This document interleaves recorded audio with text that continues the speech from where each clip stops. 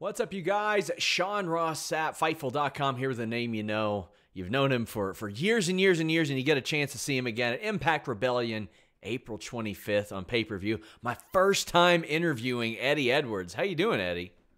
I'm doing good. I mean, the fact that you said years and years and years and years makes me feel a little old and grizzled. But other than that, I'm doing good. I mean, you are grizzled. I wouldn't call you old, but you're grizzled. I am grizzled. If you only knew, my friend. I mean, that's sort of like the story behind what you're going into this weekend at Rebellion. Yeah, it's funny, when I looked at this match, I was like, oh, it's almost like TNA Originals against Violence by Design. But then I'm like, wait, most of them are TNA guys as well. Yeah. And of course, there was a lot of leaning into nostalgia last year before the pandemic, but we're seeing some guys that have accomplished a lot of things in Impact Wrestling all coming together, and then some new ingredients added as well. Yeah, man, it's cool. You know, I faced James Storm in a couple of tag matches, part of the Wolves and stuff back in the day. Me and Saban, we've never done anything in Impact, which is kind of crazy. Yeah, which is pretty crazy to think of. And then I get to tag with my boy Willie Mack. So as you said, it's TNA Originals, a mix of guys like me who've been there for a few years now. Some of the newer guys. It's a pretty good mix for this 8-man match. I'm looking forward to it. And even on the other side with like Eric Young and Rhino and Cody, they had been around in the TNA days as well. But then you add a guy who has been doing like so much in Japan, like Joe Doering. And as a guy that has also done an awful lot of stuff in Japan, how did you feel when you saw him pop up in Impact Wrestling?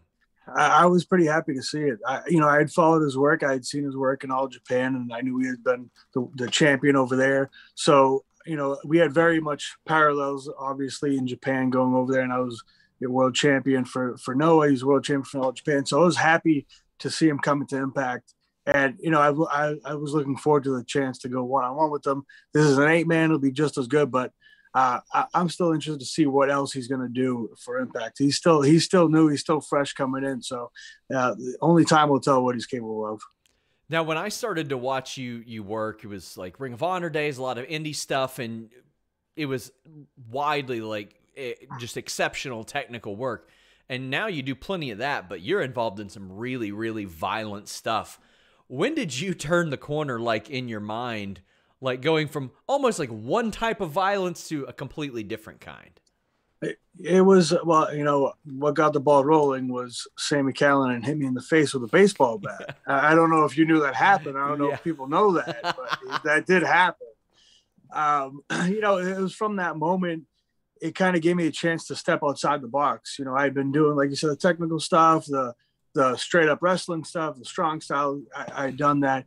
It was a chance for me to kind of step outside of my comfort zone and do new stuff as far as character-wise, whether it's pre-tapes or vignettes.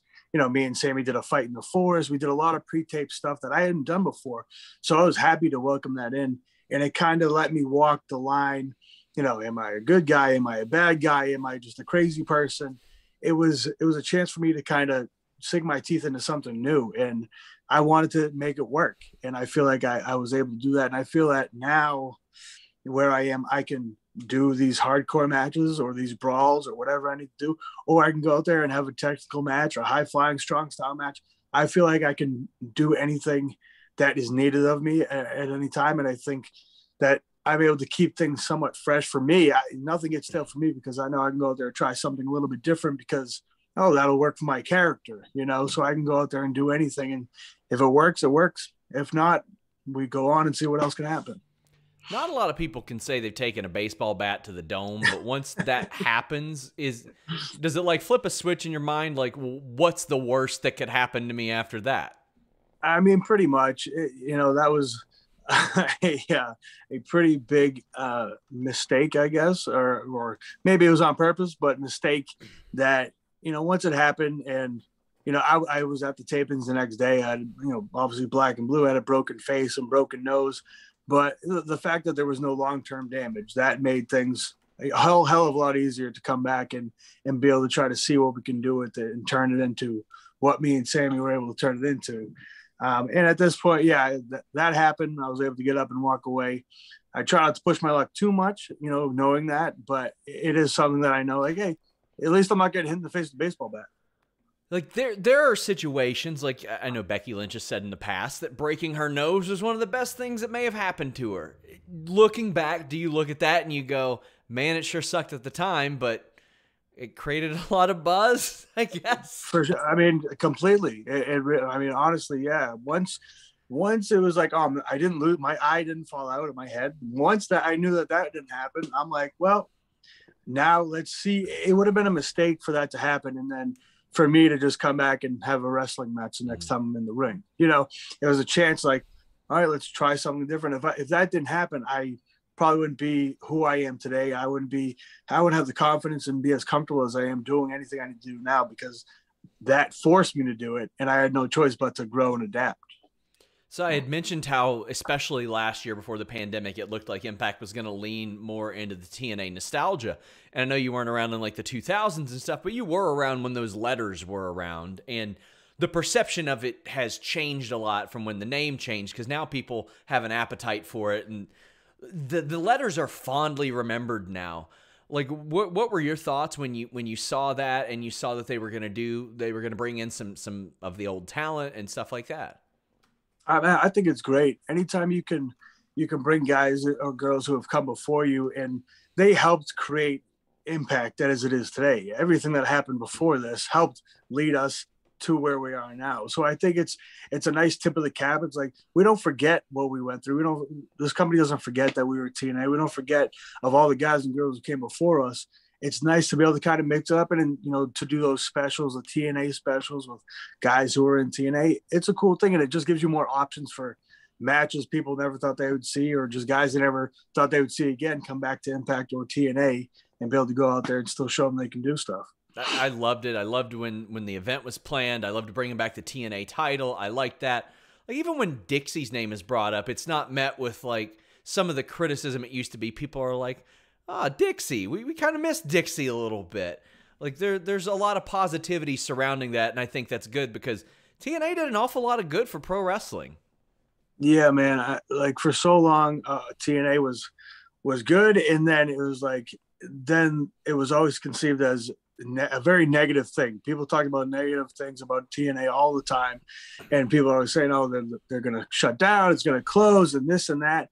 But as you said, now people like to look back at it fondly. It's like when people look back at high school and, oh, those are the greatest times ever. But at that time, they're like, "What? This place sucks." People like to think back and have the think, "Oh, that was the golden age. That was wonderful." But I'm glad that it's turned the corner, because Impact, we are doing what we're doing now. So I think it makes people, they're comfortable enough to think back to TNA like, it was fun. A lot of stuff that happened there did a lot of good. It gave a lot of people jobs who didn't have jobs, and we still do that today. So it's nice to tip of the cap and say thank you. And, to not forget that journey has brought us to where we are, all of us. So I'm happy that it happened. Well, where we are, obviously, is Impact Rebellion, April 25th on pay-per-view, and we're seeing some all-elite wrestling integration, and you experienced that firsthand. You worked against Kenny Omega, and all due respect to Cheech Hernandez and Colin Delaney, the last time you faced Kenny Omega, you didn't quite have the firepower behind you that you did this last time. Yes. What was that like? Because I know it's been 5 or 6 years since you guys have been in the ring together. Yeah, I mean, honestly, I don't even remember. I don't even know if we have been in the ring. I don't even know I think there was a 6-man. I think there was a 6-man. You all, it was him and the Bucks, I think. I think it was. Where was this? Let me see. I can pull it up right now. Yeah, please, because Binghamton, New York. It says 2CW, nothing left to prove. 2CW, okay, 2CW. Yes. So, needless to say, yeah, things have changed since then. Yes. And obviously, Kenny, undoubtedly one of the best in the world going. A lot of people think of him as the best. So, to be able to go in there, this is what the whole working relationship or forbidden door was supposed to create, these matches that I didn't think that would be happening. I didn't think you'd see a 6-man match with the AEW champion and the Impact World Champion in the same match. So being able to do that now, it's awesome. I mean, it's creating these matchups that people never thought we would see. I never thought I would see, a champion from another company defending his belt at an Impact pay-per-view for our world title. So it's crazy times, man. Obviously, it's been a hell of a year, for a year plus for everybody.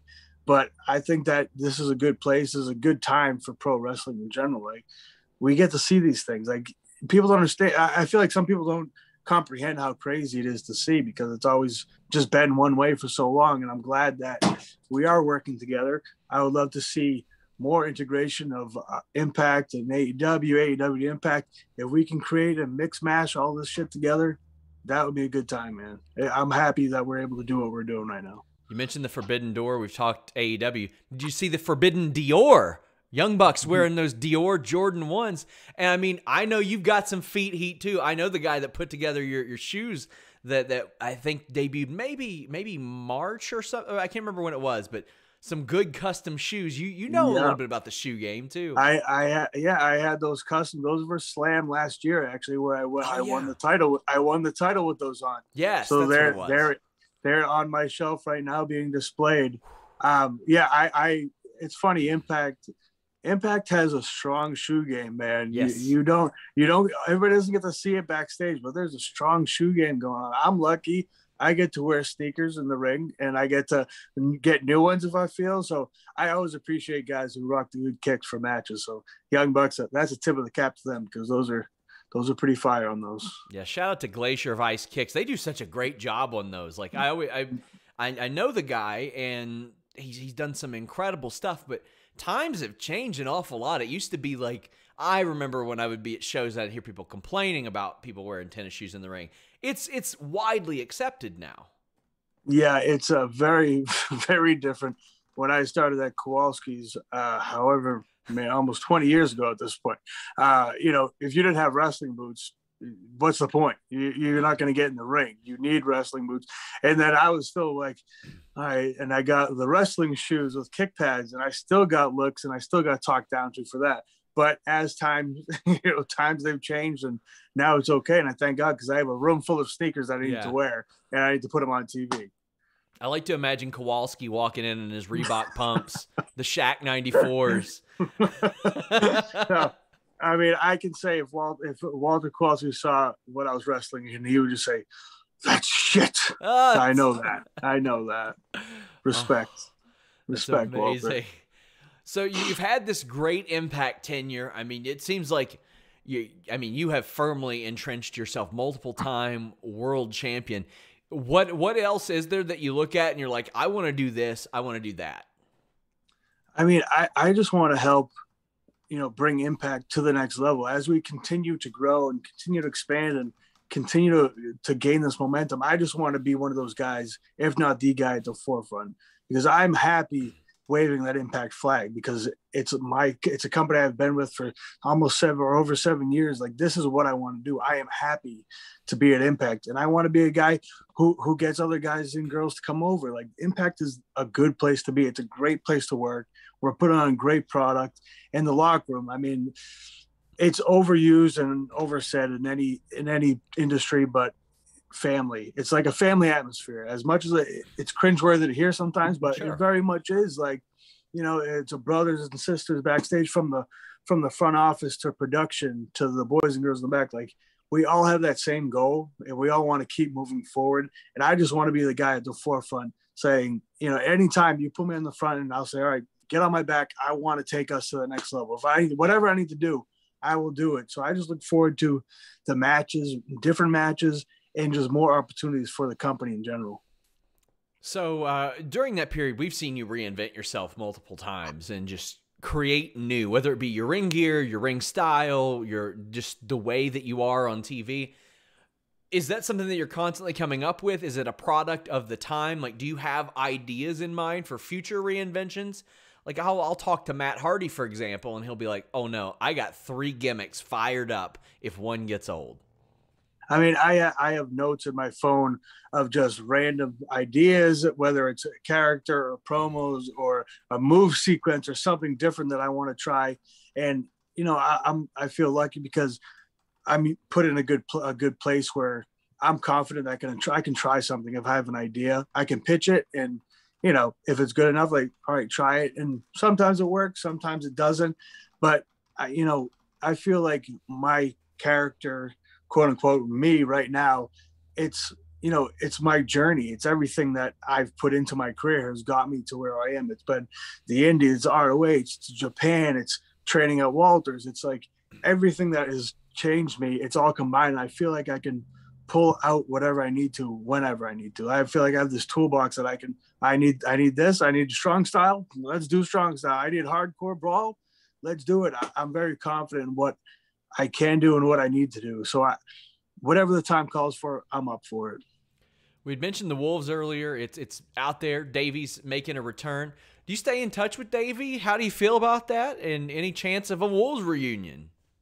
Yeah, man, I talked to Davey here and there through text and stuff. And once it came out that he was coming back, I texted him. I'm happy he's coming back, man, because Davey, his work ethic is undeniable, whether it's in the ring or outside the ring. Anything he wants to do, he has the drive to do it.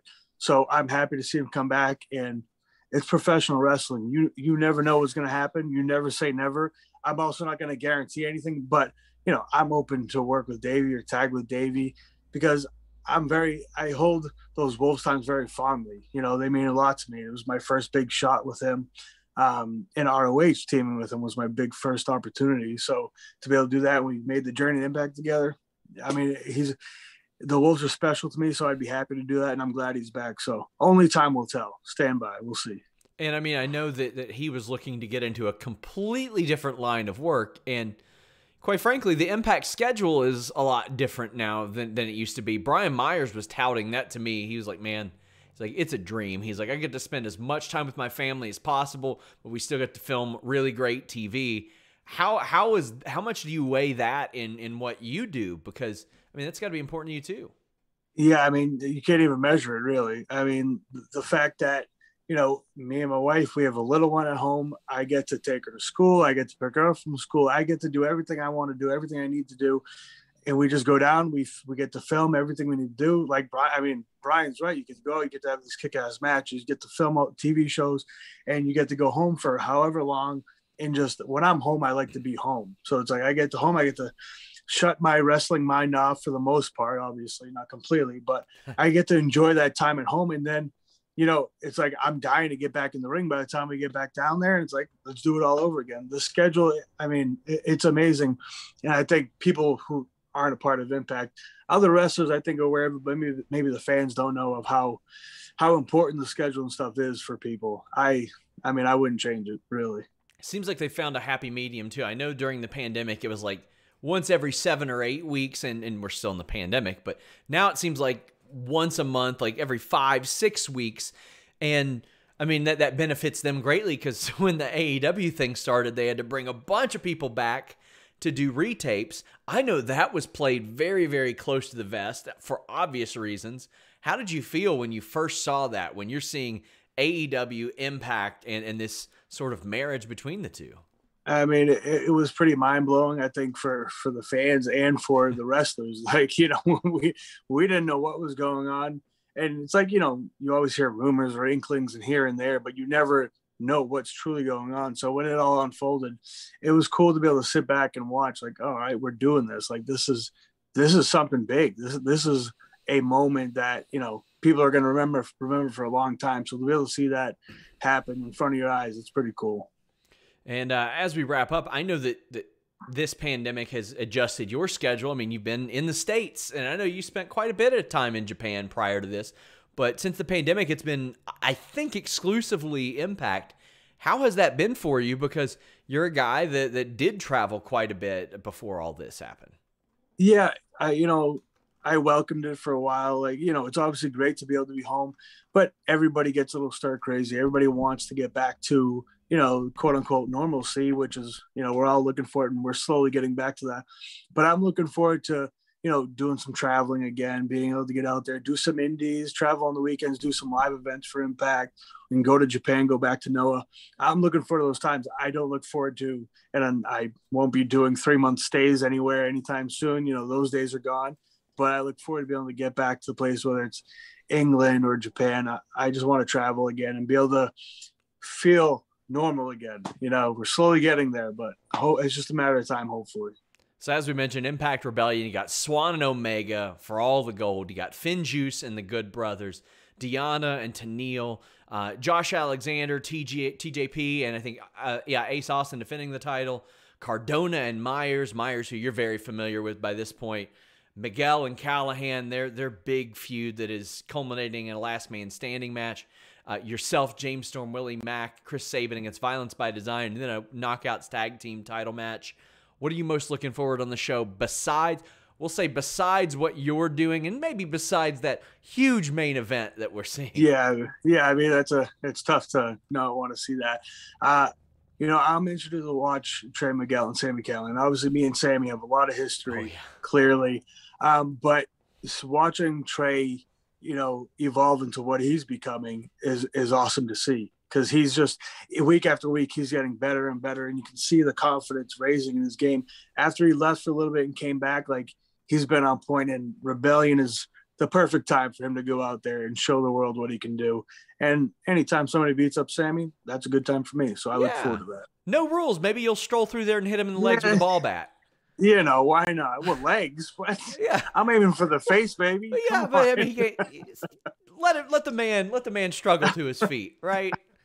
Let the man struggle to his feet, guys. Sure. Follow Eddie Edwards at the Eddie Edwards. Go support Impact Wrestling every Thursday night on Access TV now, and of course Impact Rebellion this Sunday on pay-per-view. We'll be covering the show. We'll have a post-show as well. An incredible lineup there. Eddie Edwards, I want to thank you so much for taking the time. Thank you, man. I'm happy to do this, and thank you for supporting Impact and spreading the word that is Rebellion Impact. Thank you, man. Until next time, guys, we're out.